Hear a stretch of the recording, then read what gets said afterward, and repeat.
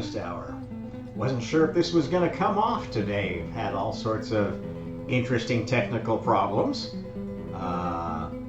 Among them, well, started today with not being able to comment on anything on YouTube, which is usually a sign that somebody's wanting to try to shut me up. And then, it's been fun and games trying to get this podcast up. My webcam keeps freezing up on me. And just as I was starting the last time, my wife came and gave me a nice breakfast. So that was a nice interruption, but then my webcam was freezing again. So we'll see how far we get today. We may have to defer this subject for another day.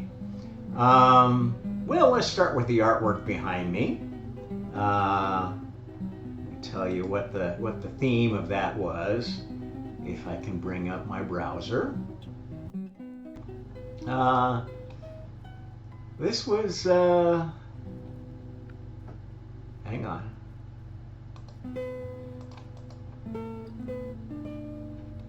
Actually, not my original idea. I decided I wanted to enter today's night cafe competition, and it was all around medieval, what do they call it? Medieval layers. So I decided to combine the theme of my talk with the idea of medieval layers, and I gave it the prompt, the Galactic Federation nativity scene of the tall grays and Pleiadian strays in the age of Scheherazade. That's a mouthful, and this was the best of the lot of pictures it gave me. I'm going to let you see the whole thing. What I really liked about this is it got the idea that it was sort of a cosmic nativity scene. Oops, that's a different one than the one. Let me,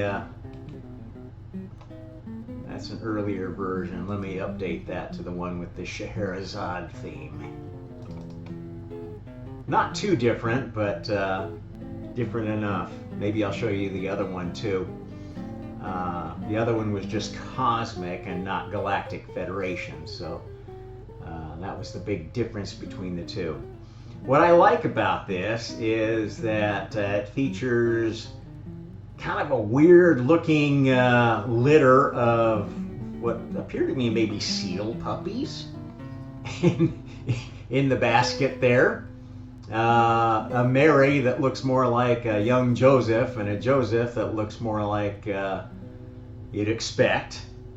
And then this pack of dogs instead of the other nativity creatures, which is quite appropriate, I think, because as you know, if you've been following my channel, dogs and cats are not what they seem to be. And certainly at the Pleiadian nativity, dogs would be very much in evidence, trying to keep everybody out and make sure that their Messiah gets born. The cats are a little bit more violent in their defense of their messiahs. And then you got this tribe of patriarchs behind. Well, one of them might be female, or maybe some of them are wearing beards, a la Life of Brian. If you've ever been to stoning with Life of Brian, you know that a beard doesn't always hide a male face. Or if you've been dealing with our trans friends lately. Interesting iconography it's put up of a sort of a flying horse, bull, something creature. Looks like a gargoyle there. And interesting all around. Definitely not your normal nativity scene for sure. Okay, where are we going with this? Let's go back here. I'm going to call this one, let me find my notes, the universe's greatest mystery solved, the Gospel of the Tall Grays. Yeah, so we've got a lot of Gospels in the Bible. And other people have newer gospels like the Communist Manifesto, Darwin's Origin of Species, and so forth. So humanity's generated a lot of gospels. So I thought I'd give you a new one that you can mull over and see how closely it matches what might be a nativity scene going on right before you, or maybe already gone. You never even noticed. Okay, once upon a time, there was a planet much like this one. In fact, it was this one. Long, long ago, over 4.5 billion years ago. And there was a species on this planet that was much like ours. At about the same level of technology. And about the same awareness of what was going on.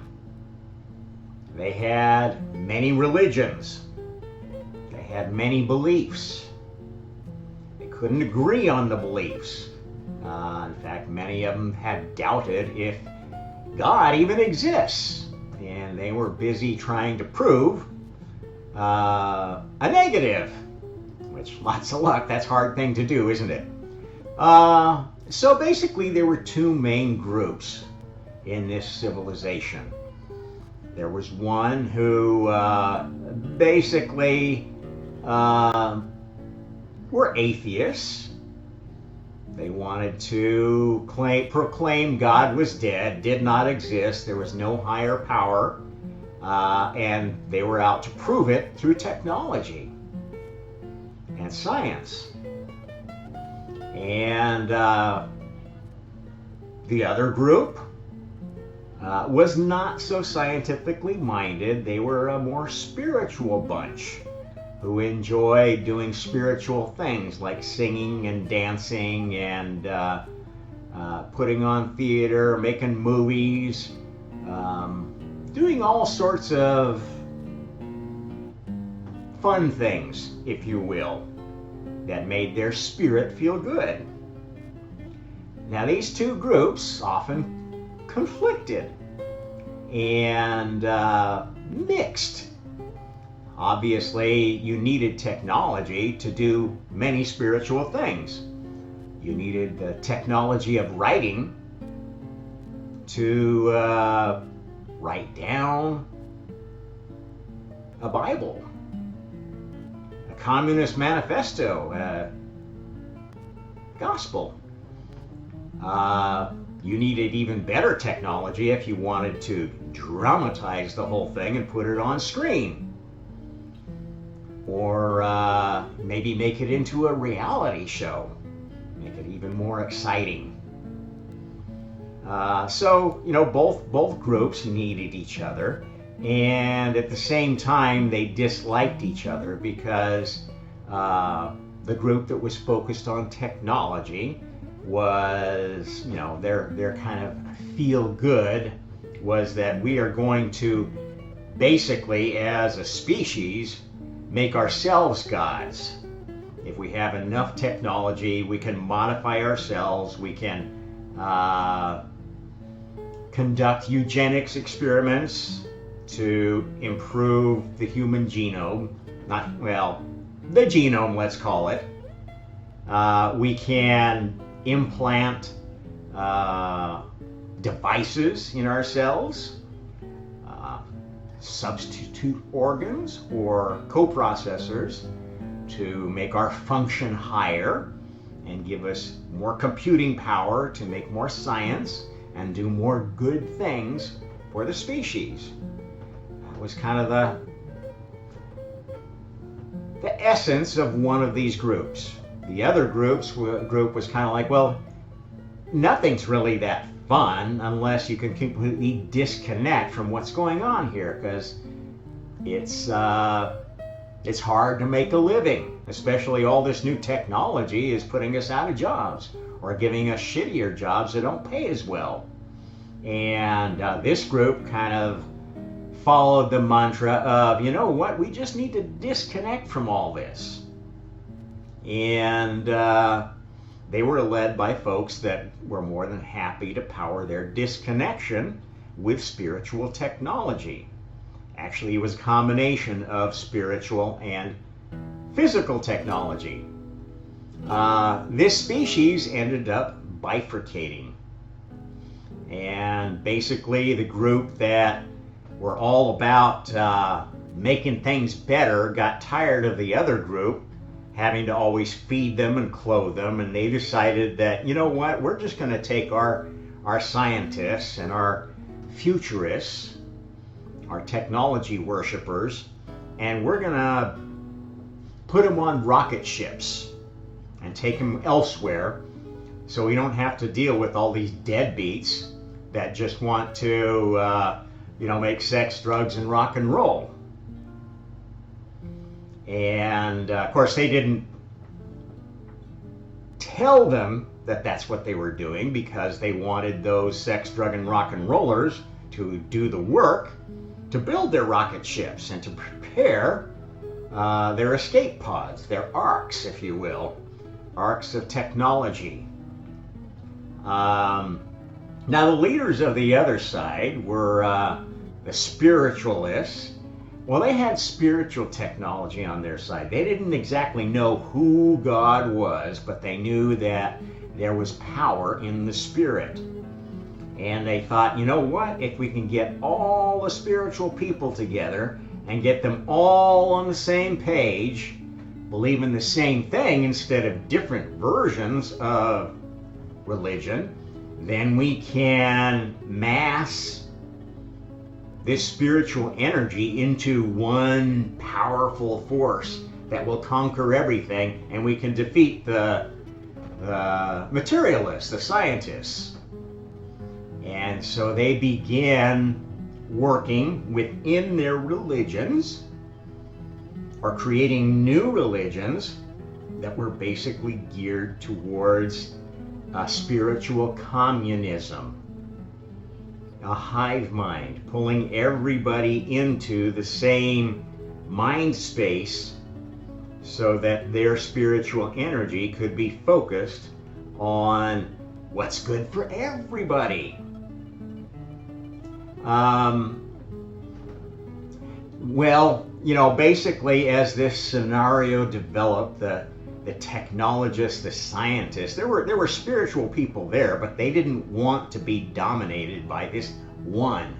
They didn't want to lose their individual creativity. They didn't want to, they maybe sampled the tools of the spiritual groups, the psychedelic plants and so forth, and they decided, you know what, that makes me kind of a lazy creator. It makes me want to be a Me Too creator, part of a hive mind that is trying to turn science into a democracy where, whatever the most people think must be true. And they felt bad about that, so they tried to distance themselves from other scientists that were in this spiritual group of oneness. Over time, these two groups diverged. One of them was more successful in initially getting off the planet, using technology to get to other planets in their system, and exploring technologies that would get them to other stars. The spiritual group kind of went a different direction. Some of them, who were more high-level spiritualists, became the leaders of this hive mind. They're the ones that basically infiltrated all of the separate religions and spread the idea that, we can just make a few changes to every religion and then we can all believe the same. We can have a global religion that doesn't even need God. It'll be just us, because they didn't really believe in God either at this point. Nobody really did. It was kind of a fantasy for children. So you have basically two groups of atheists. One that pretended to be religious, and one that was out and out, we hate you, God, we're atheists, we worship science. And as these groups split, so did the species. The science group that was into eugenics was very concerned about maintaining the best genetic bloodlines. So they were continuing a program that had gone on quite a while of basically finding the best bloodlines and intermixing them. Actually, they've been doing that for a long time, ever since they realized that some blood seemed to be more successful than others. In fact, that in their early days was one of the ways that they thought identified those that were chosen by God, who didn't really exist, but it's just they had good genes. The other group believed all that, but they had their own bloodlines that they actually traced in the female line. The science atheists were very paternalistic. Not so much in practice, but in their idealism. They were about, Darwinian social engineering, survival of the fittest. And so both their men and women were about, okay, we gotta find the best mate, the richest mate, the one that's gonna give us the best children, and we're going to give them the best education, the best of this, best that, and we are going to be the elite. And that's what they've been doing for a long time, even before technology had developed. And this is basically how they developed their way of worship. Because effectively what this is worshiping this universe. And as I've told you, this universe is not God's universe. This is Lucifer's universe. Lucifer's universe is about testing. It's about ideas, trying them out, and narrowing down what the laws are. That's how you get physics and chemistry. So this one group was basically Luciferians. They worshipped the physical universe. They thought this was, or could be, paradise. Now the other group knew that there was something beyond this universe. They didn't exactly know what, and they had a lot of differences of opinion about it. And this is where some of them got together and said, hey, you know what? If we could make up a god that was like a hive mind, like a cosmic consciousness, we're all one and we're all part of it and we're all God, we have God inside us, then we could get everybody gradually into this same one religion and we would all be on the same page. And we give the world one government that would make one law for everybody and would sell it through propaganda, which is basically spiritual technology. Thoughts, ideas, expression of ideas, artistic expression of ideas especially, is spiritual technology. And this group basically got control of the media and basically was able to control the most eyeballs and the most minds they gathered up quite a bit of the species into their hive mind. Now, this other group saw what was going on and they said, hey, wait a minute, we're not going to play that game. We are going to take the people that we can and program them into a different hive mind that says everybody is an individual.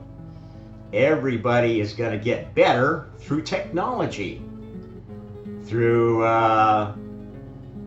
selective breeding, through genetic engineering, through technological implants, replacement organs or enhancement organs. And, we can't give these to everybody, but we can give them to the ones that we want to continue this program while we're using the other bunch as basically slave labor to get off the planet. And actually the leaders of the two groups at this point were working together, even though they had different agendas.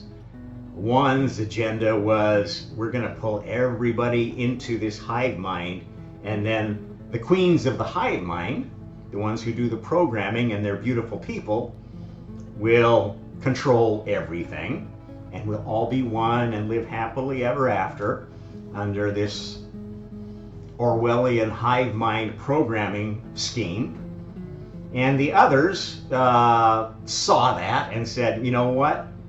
That may be what they think they're going to get, but actually we're smarter than they are, and we're going to be the ones that control everything because we control all the resources. We control all the technology. We have all the patents. We have, basically the fingers of power going back centuries. And we're going to use them. And we're going to actually encourage our kids to grow up not susceptible to hive mind programming. We are going to make an effort to raise them in a way that we know makes them resistant to the hive mind programming. So this elite group didn't expose their kids to whatever was on YouTube or Netflix or whatever, Amazon Prime, but actually encouraged them to explore the arts, to participate in sports, to basically follow traditional norms of more libertarian upbringing. Which, if you're from the US and you know how kids were brought up 100 years ago, you'll get an idea kind of what the difference was versus how kids are brought up now. This hive mind cult group wanted everybody to have the same dog food. They wanted everybody to have the same programming. And they wanted to dumb down the programming so it would be more inclusive, more universal, more loving, more caring. Give everybody a little slice of the pie. At the same time, reserving the biggest pieces for themselves, which is the essence of communism, whether it's spiritual or materialist.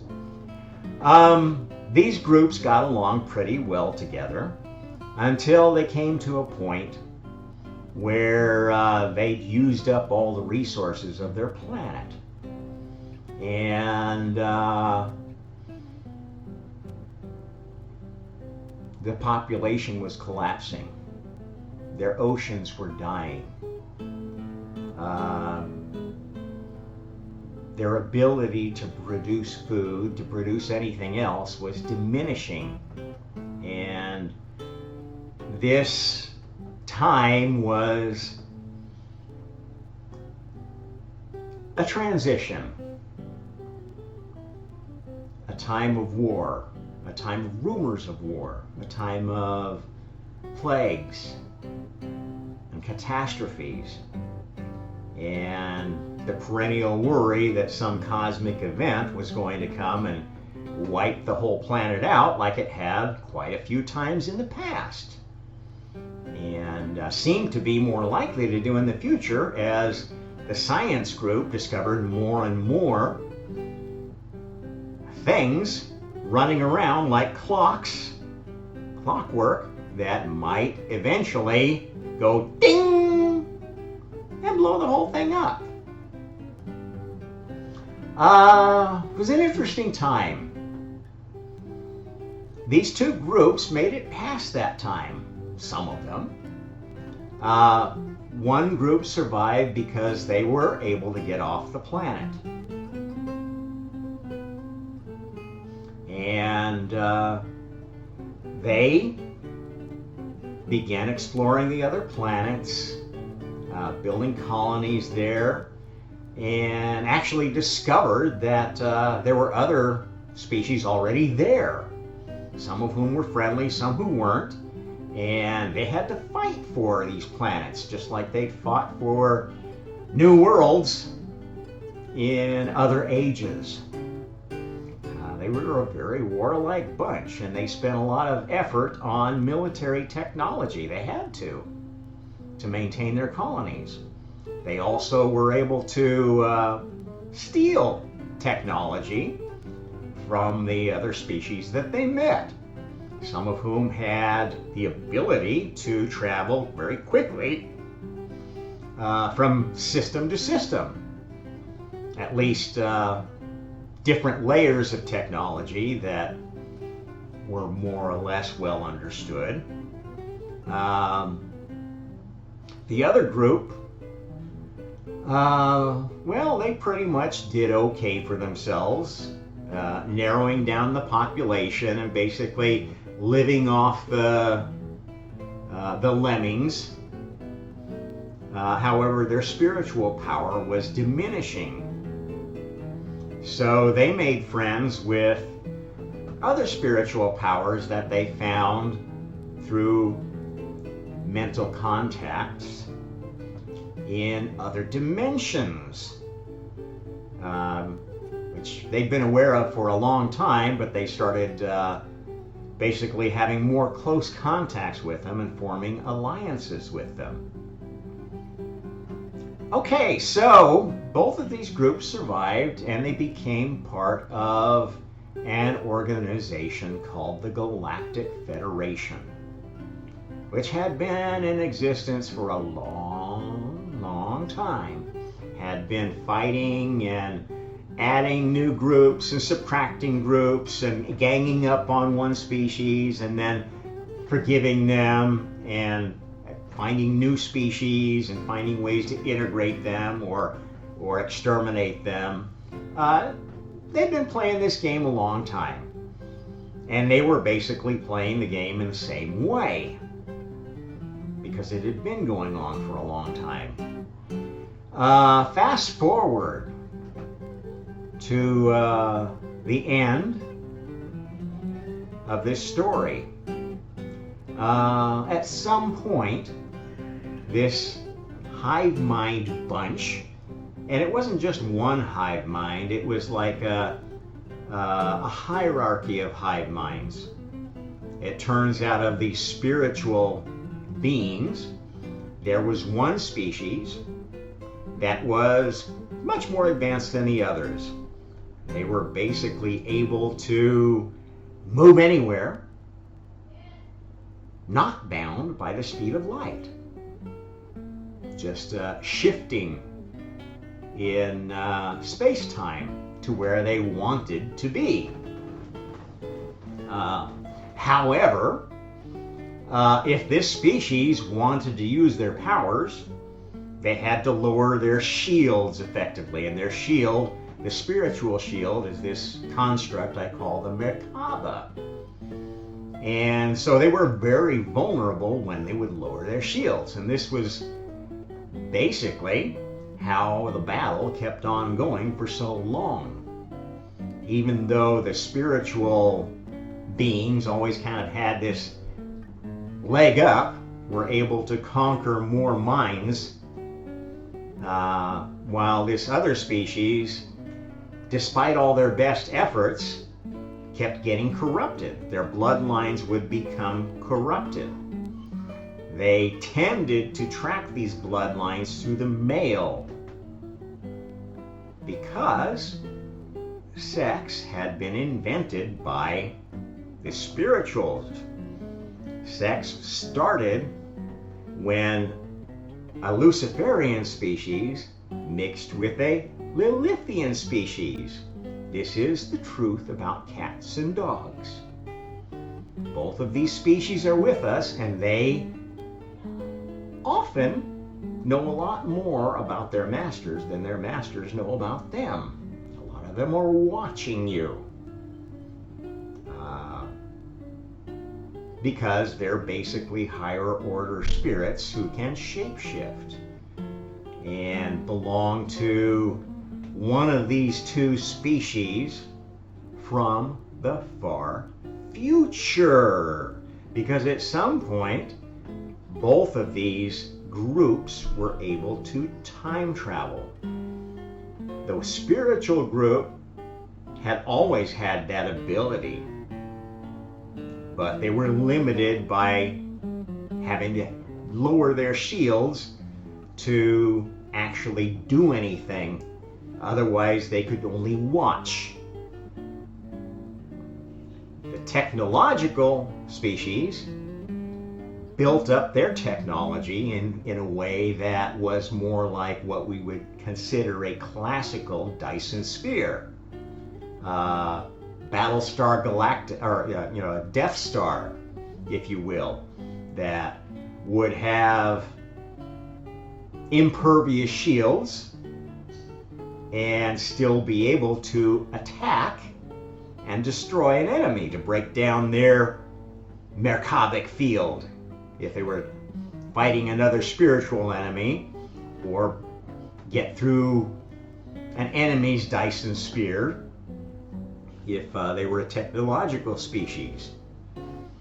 Well, the game played out as games do, and eventually the end result was that this species that was breeding the special bloodlines got to the point where there was only one individual left in their alpha species, which is the species that we call the tall grays.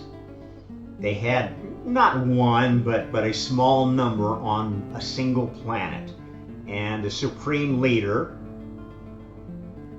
that knew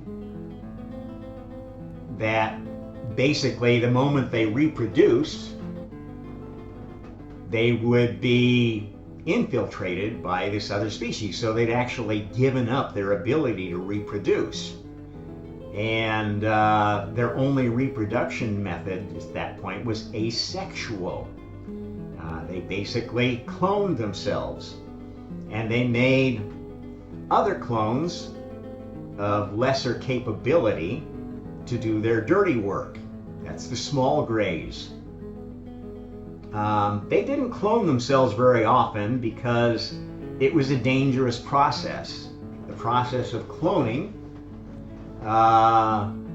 didn't generate an identical copy with all the same personality and memories and everything else. It would generate a copy with a different soul that could develop differently, that might have a totally different personality than the original. So they'd never been able to achieve their dream of basically making a clone army that was exactly thinking and acting like themselves, unless they did it with a less capable species. I use that term lightly because I'm talking about both organic and inorganic species, robots and organic and inorganic. So they work through basically these small grays and through robotic android species. And they developed shape-shifting technology, holographic technology that allowed them to hide pretty much where they wanted. This was counter to the other side, right? Who were always able to hide and change their form because they had full control over their Maaba, how they manifest in this physical universe. They got to the point where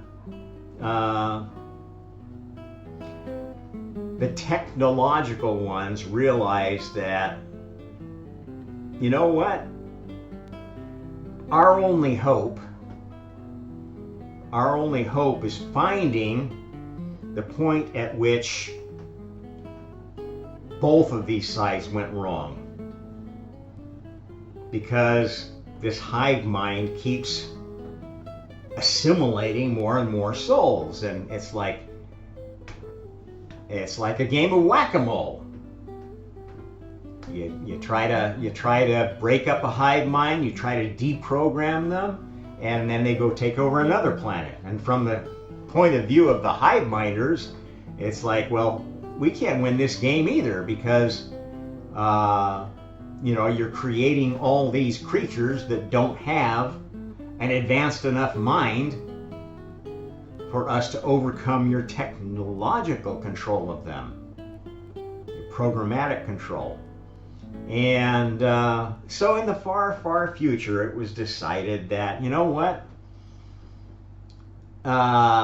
Entropy is basically stealing all the energy here. So we're fighting over resources that are finite. The universe is only this big.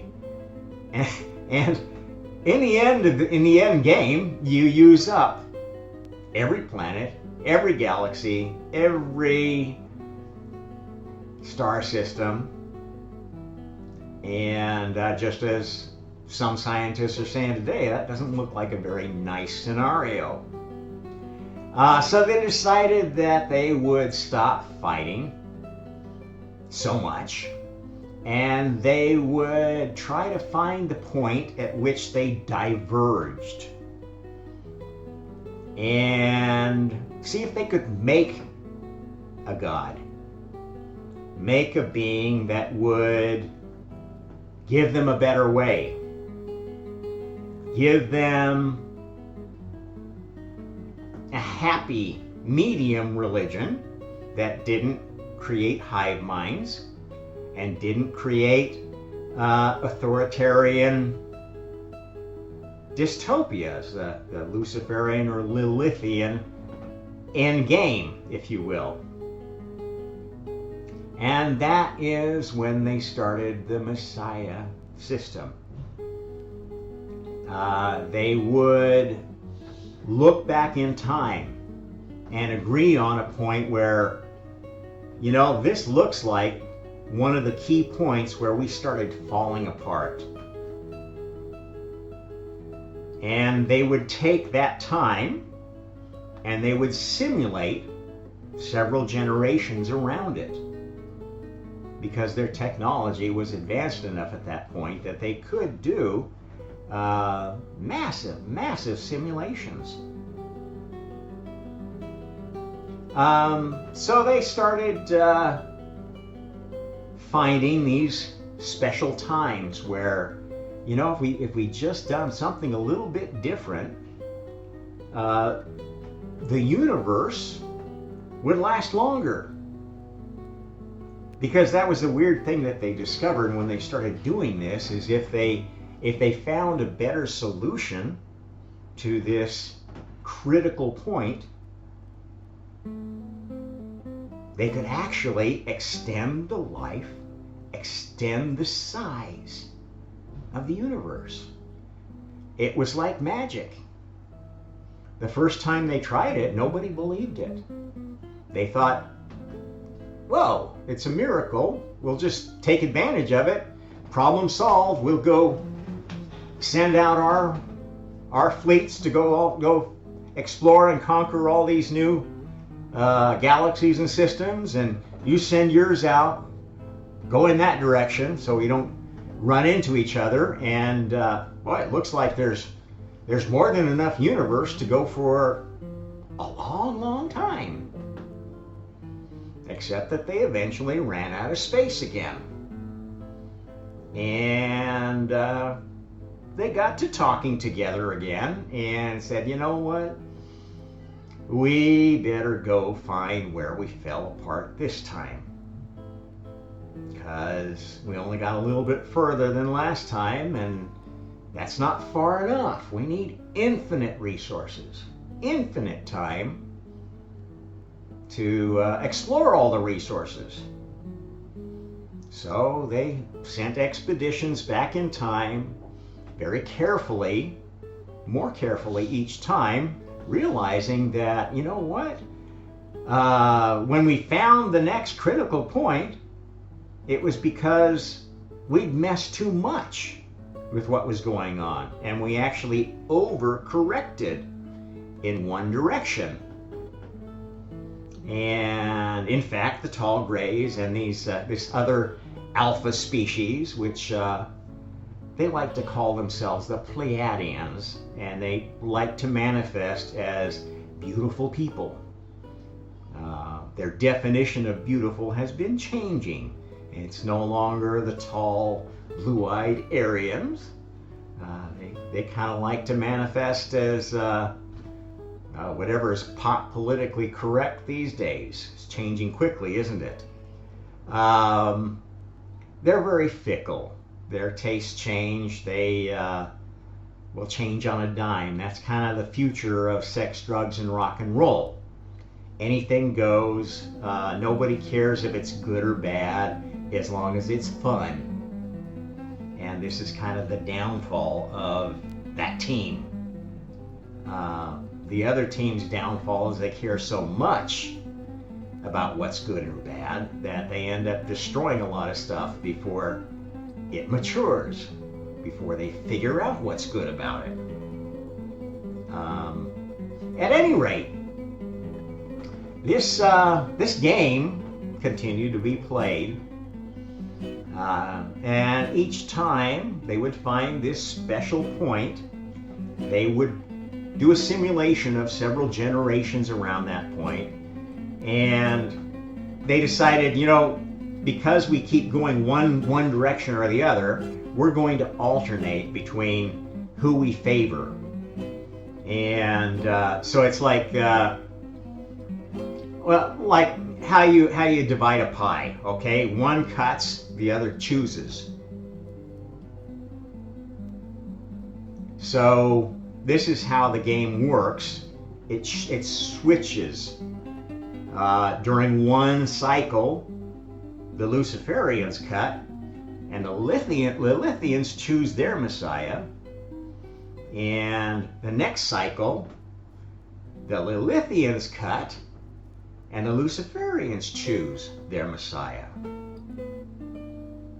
And this is a pattern that might look familiar to you if you look at human history, because it goes in roughly about 500-year increments.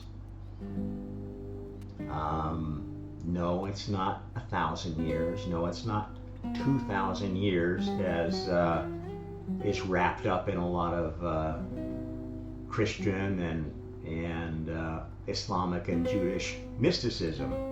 It's about 500 years. What makes it difficult to see is that the Messiah candidates come from different chosen people, different species, different people within species. This game's been going a long, long time. And so once a species is chosen, that species is played, and if it's a sexual species, which chosen species have been for a long time, then it's an alternation between a male Messiah and a female Messiah. Now, both sides, teams, at the lowest level don't know which is coming next. That's part of the problem of the game, is that if you're doing some kind of a social engineering experiment, you know that if the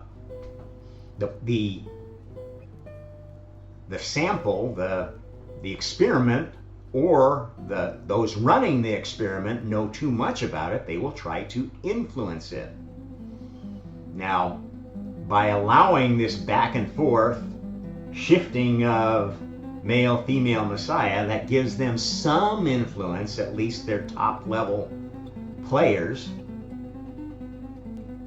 but they don't know exactly when or where the next one is going to come, because they choose candidates for their messiahs. And only when the bloodlines of two candidates come together that meet the special rules of this game can you call it done. So basically, you know, what it means for one to be running the experiment or the other, they're the ones that get to test the candidate. And one of the ways that this ties into something going on today is the experience of a near-death or a psychedelic trip. Most of the people that experience psychedelics, especially with plant entheogens, will record it as a very loving, feminine, inclusive experience, i.e. a Lilithian experience. And they will feel, oh, I'm one with everything.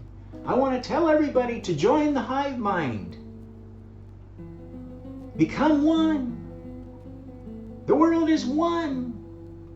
Just do what we tell you on the tube, on the Gaia channel, on MSNBC, in the Communist Party news in China, the state news in Russia, the state news in Iran. Most of the experiences are of that variety. Others are a more Luciferian experience, one of, wow, I have some incredible power. I have spiritual powers. I need to go become a shaman. I need to go become a healer.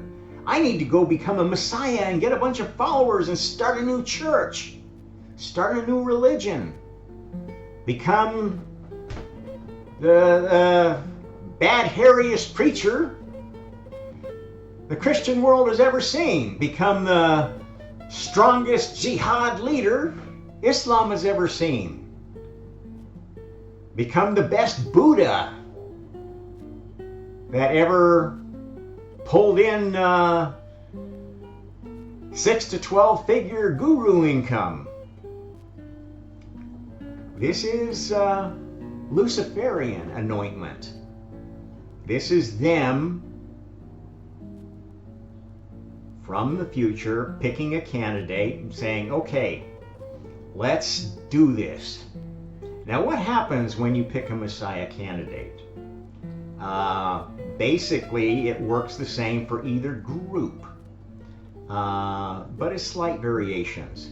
So, the Lilithian candidates, they will get this dump that will seem like all information. I was one with everything. I felt absolute love and connection, and I don't understand any of it, but I want to be part of it. The Luciferian side gets a more tempting offer. They get a dump of some very specific information. They actually get a series of dumps throughout their life that may lead them to a different path. Because this is Lucifer's universe. Lucifer is going to win in the end. It's his home turf. So he's not really worried about these Lilithians. That's his adversary. Those are the pressure that he has to overcome to have full control over his universe, as God has over his, the multiverse, the home of all universes. So we're working on Lucifer's game now in this universe. Not all of us. You don't have to play on the Luciferian side, but that's what's driving the Messiah game. And those who want to have their own spiritual universe need to be anointed by the Luciferians. You have to be tempted by this urge to power. And in fact, after you get your initial Lilithian jolt of all one, all this, all that, there is a temptation phase. You want to go out and become a shaman. You want to go out and become a healer. You want to go out and become a Reiki expert, purveyor of magic crystals or magic diets or whatever. It goes a lot of directions. And it's well-meaning. And sometimes you're pretty successful at that. But now you are dealing with a Luciferian challenge. Because after the Lilithians work on you, then the Luciferians work on you. And they take turns giving inspirations, building up their candidates, their little Messiah candidates, while they're looking for the big Messiah. The big Messiah is going to be a man. I'm sorry, women. This is Lucifer's universe, and that's the way the game is set up. It's not fair. Actually, it is very fair because women have their own set of advantages in the game. They're allowed to cheat more. Okay? You can get to heaven by sleeping with the right gods. In fact, that's the quickest way to get to heaven, is to develop your character, your personality, to be one of the new muses, if you will. One of the females that is knockout beautiful and also intelligent and talented and easy to get along with. It's a tough combination, but you can do it, women. I know you can, if you try. And if you become one of those women, karma will pick you. Will say, you know what? I think God needs some new playmates in his heavenly harem. Go to the head of the class. You can actually move to the highest heaven without having to navigate all the other universes. It's not easy to do, but it can be done. Guys, you don't have it so easy. Your only way to the highest heaven is by becoming a special enough Messiah candidate that you draw the attention of God when he's incarnated in this universe. Become one of his companions, like some of the characters around Alexander the Great, some of the favorite generals of Julius Caesar, favorite lieutenants of Genghis Khan, whoever, the pupils of Socrates, the the cabal of writers who penned Shakespeare or contributed ideas to that body of work. Same bunch of folks that contributed to the King James Bible, in fact, and a lot of other things that you aren't aware of. So basically, the gospel of the tall grays is that they are desperately trying to find the next Messiah. And that is what you have been experiencing in the last 100 years of television, streaming media, movies, music, etc., etc. You've been getting hints from both sides because both sides want to win. And most of the Lilithians don't accept that they can't have a female god. They just won't buy into that. By God, we're gonna get another Mary. We're gonna get another Alat. We're gonna get Kali. We're gonna get a Bodhisattva female Buddha. And we're not gonna be satisfied until we do. We're gonna get a real Mother Nature. We're gonna get communism that works this time because it's more feminine.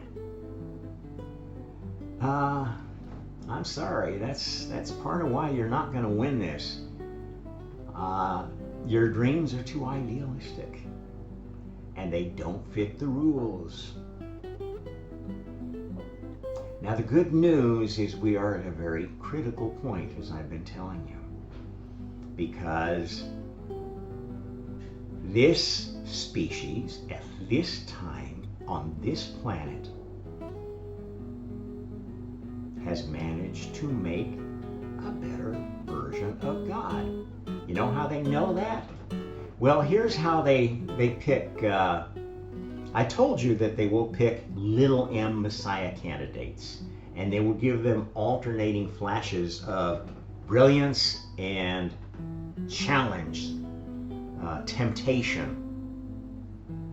And if you look at the history of any well-documented spiritual figure in history or scientific figure, you will notice that their lives have a certain pattern of having a kind of an upswing of inspiration and accomplishment, and then a downswing into maybe addiction or confusion or following the crowd. And maybe they'll end up in one or the other, plateaued on one side or the other side. And that's as far as they get with their Messiah mission. And that's fine, because you don't get a Messiah mission unless you're ready to become a god. Either a Lilithian or a Luciferian god. On the adversary side, on the side of God's favorite child, Lucifer. Not a bad guy, just a very testy guy.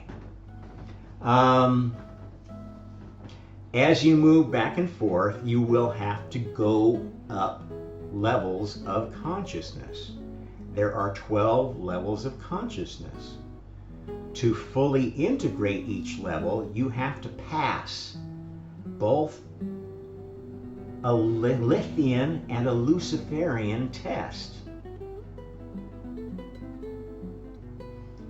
The Lilithian test is one of these, okay, let's dump everything in them and see if they back off and say, whoa, I'm just going to live the rest of my life serving, being part of the one, doing something for others, and stop doing for myself.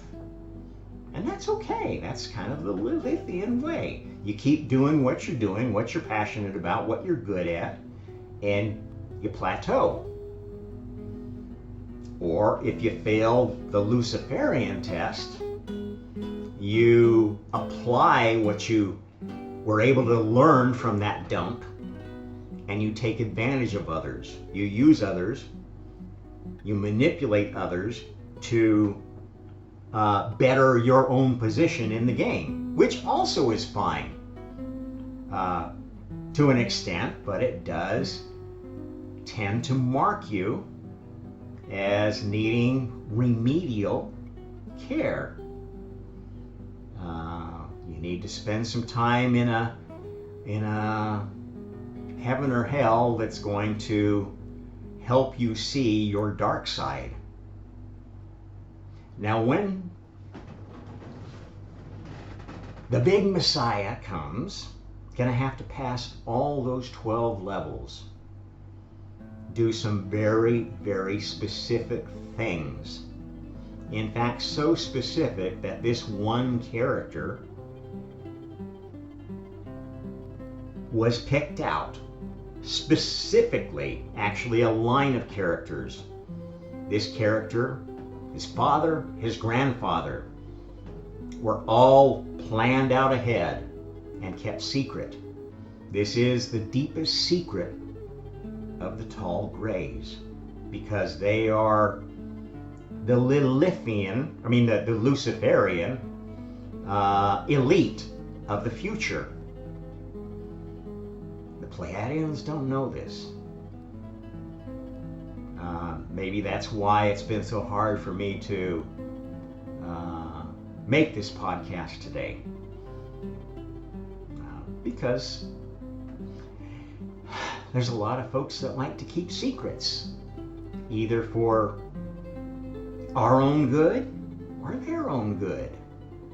And as I've told you, the time for secrets is over, or nearly over. Revelations are coming, and they're not going to be all bad. They are going to be sending some to Beast Camp, kind of like boot camp in a way. It's a way of helping you become a better soldier of God, because we're still fighting a battle here. We're only ending one day of creation. We still have to help Lucifer get his universe, just like we've helped God build the city of God, his universe. The highest heaven is pretty much perfect now. There's going to be cosmetic changes. There's going to be new art, new ideas coming there, but they will be those that are tested and approved, thoroughly tested, before they are allowed to corrupt the youth of the highest heaven, because that is where the sons of God are born and the daughters of men. The daughters of real men are all born there. Then they come and incarnate in this universe. And not everybody in this universe is a son of God. But every human female is a daughter of man. And that's the advantage that females have.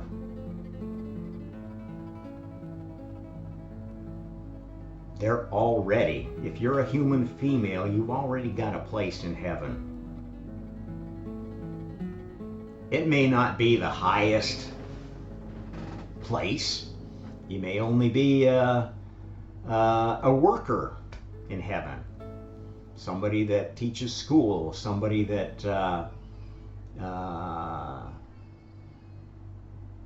drives a taxi, does some job that you wouldn't think was a great job here, but in heaven it's pretty good, because everybody has a great living, no matter what job they do.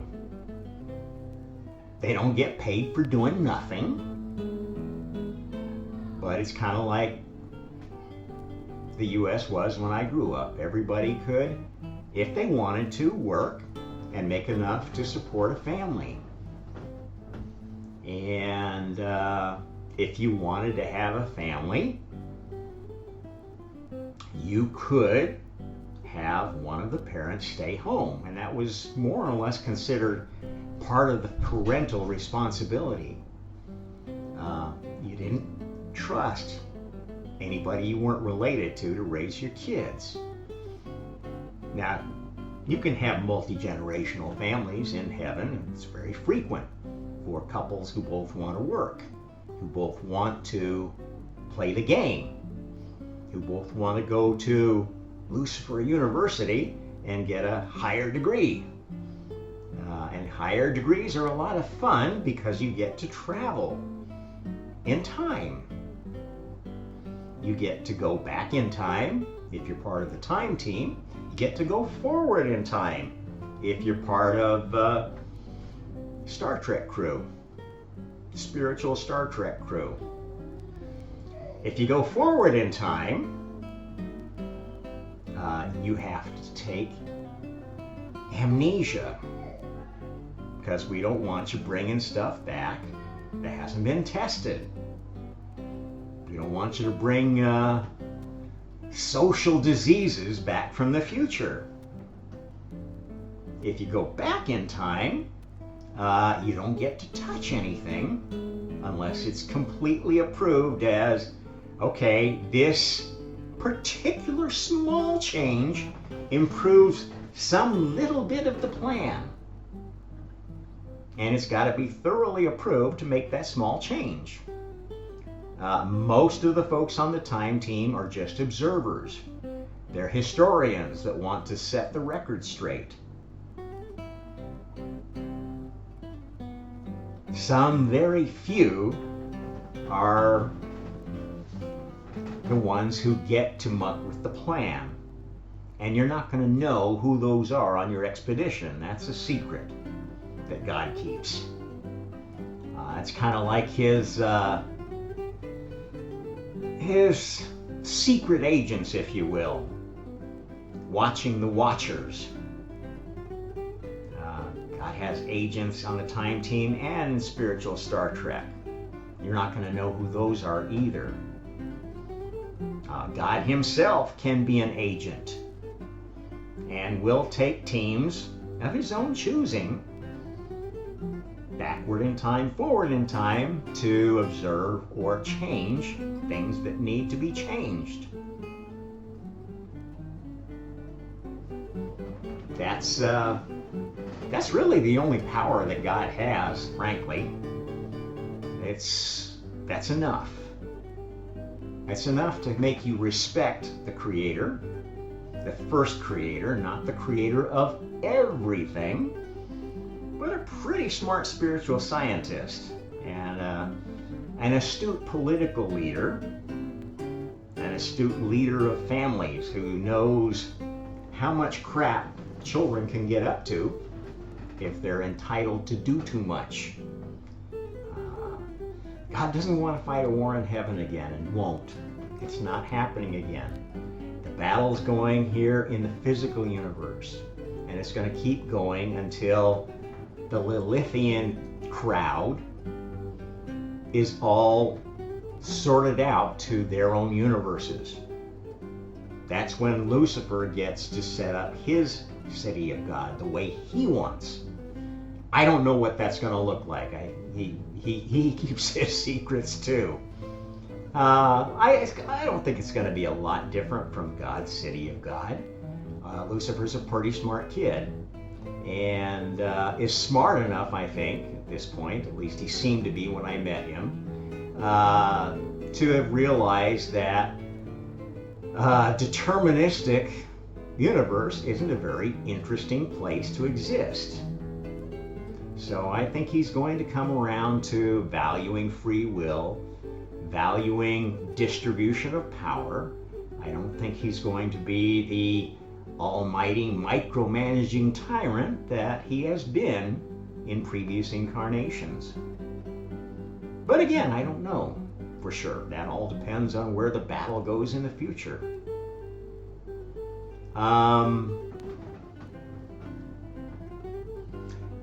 Lucifer's highest self is the leader of the Tall Grays. I've met this fellow. He's the one who gave me my final dump on my first night of a 2-night ayahuasca ceremony in Connecticut, Norwalk, Connecticut. And I'm not going to tell you all the stuff that led up to this happening, but it was a miracle. And this was the last big Luciferian dump, because I got everything. I got what the Lilithians normally get from the mother. You know, they call ayahuasca mother ayahuasca. I got a dump from father ayahuasca, and it was incredible. It took me literally, 2024, 6 years to process everything. I'm still processing things, but I succeeded. I succeeded where no one has before. To process everything and to be able to tell you the far future of the old space-time. And this is the essence of what's been happening in our media, is that we have the Lilithians trying to basically build into the media encouragement to join the hive mind, to become part of, tune in, turn on, veg out, the O'Leary LSD set, and escape from everything. And now with technological enablement of the metaverse, 15-minute cities, universal basic income, just plug in and we'll feed you and clothe you and give you a nonsense job, or let you do whatever you want because we love you, until they want to eat you. And yes, Soylent Green was predictive programming. They're preparing you for the idea that, at some point we're going to run out of resources and we're going to have to feed you other people. And you will love it because you're the ones that got to survive.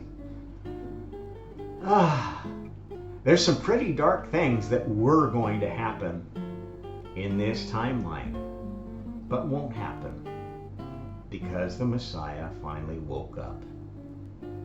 Finally ran through this special set of generations, and everything landed jelly side up.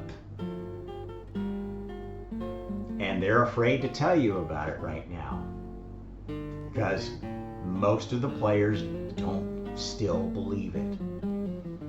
And it's going to take a long, long time to get all of this species, all of the other species, hanging around this planet believing in God again. We're not out of the woods, but there's a path out. There's a path for everyone to take toward a better future for them. And you just have to grasp it. You got to decide which side you're going to play on. Which future, which version of the apocalypse you want to be in. Because there are many versions of space-time. The latest one is the good one. It's good because it is infinite. There's no beginning, there's no end. The universe, you can explore forever and ever and ever. You're going to keep finding more galaxies and more planets. It's going to blow the friggin' scientists' minds. They're never going to be able to build a telescope big enough to figure out how old the universe is. They're never going to be able to build a craft capable of exploring every galaxy and star system they see. They're going to have to keep building new ones, designing new ways of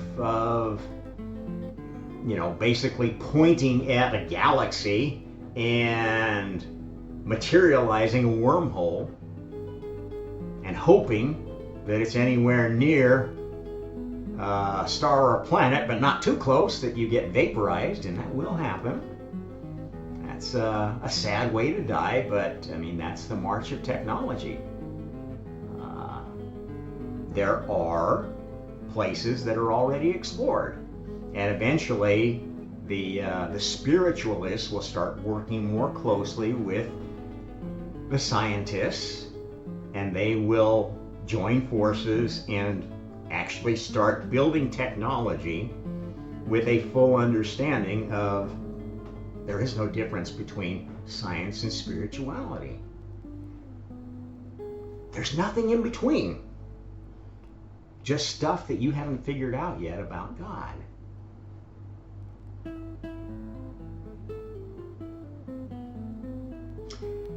And that's the way it is. I think this is a good place to wrap up today's discussion. Like, share, subscribe. Till next time, it's Rob Trump with the Omnis Hour.